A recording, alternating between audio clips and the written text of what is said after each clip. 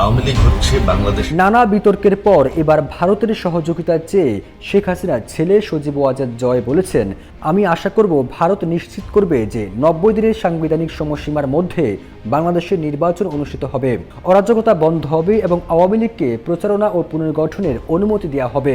যদি সেটা নিশ্চিত করা হয়, আমি এখনও নিশ্চিত আমরা নির্বাচনে জয়ী হব। আমরা এখনও সবচেয়ে জনপ্রিয় দল। শেখ হাসিনা সরকারকে দোষারোপ করে জয় আরও বলেন, আওয়ামী লীগ সরকারের প্রথম থেকে আন্দোলনকারীদের সঙ্গে সম্পৃক্ত হয়ে কোটার বিরুদ্ধে কথা বলা উচিত ছিল। একই সাথে বাংলাদেশের ছাত্র আন্দোলন সামলানোর ক্ষেত্রে ভুল হয়েছে বলেও মনে করছেন তিনি। যুক্তরাষ্ট্রের ওয়াশিংটন ডিসি থেকে একটি ভিডিও সাক্ষাৎকারে জয় ইন্ডিয়ান এক্সপ্রেসকে একথা বলেন। জয় বলেন, আমি বিশ্বাস করি আমাদের সরকারের উচিত ছিল কোটার বিরুদ্ধে কথা বলা এবং বিষয়টি আদালতের উপর ছেড়ে দেওয়ার পরিবর্তে শুরু থেকে আন্দোলনকারীদের সঙ্গে কথা বলা।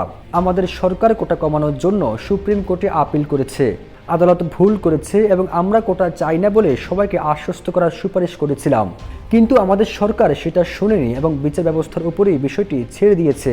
একই সাথে হাসিনা পুত্র দাবি করেছেন, এই আন্দোলনে সহিংস হয়ে ওঠার পেছনে একটি বিদেশি গোয়েন্দা সংস্থার হাত ছিল।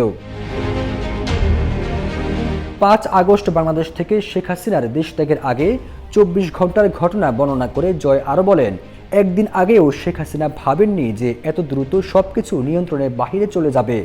জয় আরও বলেন, মায়ের দেশ ছাড়ার কোনো ইচ্ছে ছিল না। তিনি পদত্যাগ করতে যাচ্ছিলেন, রাষ্ট্রপতির কাছে পদত্যাগপত্র জমা দেবেন এবং জনগণের উদ্দেশ্যে একটি ভিডিও বার্তায় এই ঘোষণা দেবেন। তিনি বিবৃতি খসড়া তৈরি করেছিলেন, সবকিছু পরিকল্পিত ছিল। তিনি যখন রেকর্ডিং শুরু করতে যান তখন বিশেষ নিরাপত্তা বাহিনীর সদস্যরা বলেন, ম্যাম, সময় নেই, আমাদের এখন যেতে হবে।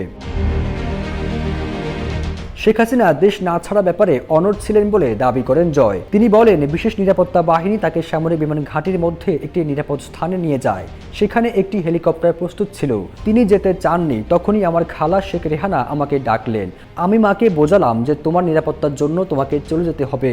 যদি এই জনতা তোমাকে খুঁজে পায়, কোথাও ধরে ফেলে এবং সেখানে গুলি চলে, তাহলে অনেক মানুষ মারা যাবে। হয় তোমাকে এই হত্যার জন্য দায় দেবে, কিংবা যদি তোমাকে ধরে ফেলে তাহলে মেরে ফেলবে। তাই সবচেয়ে ভালো হবে দেশ ছেড়ে চলে যাওয়া, এবং আমি তাকে চলে যেতে রাজি করিয়েছি।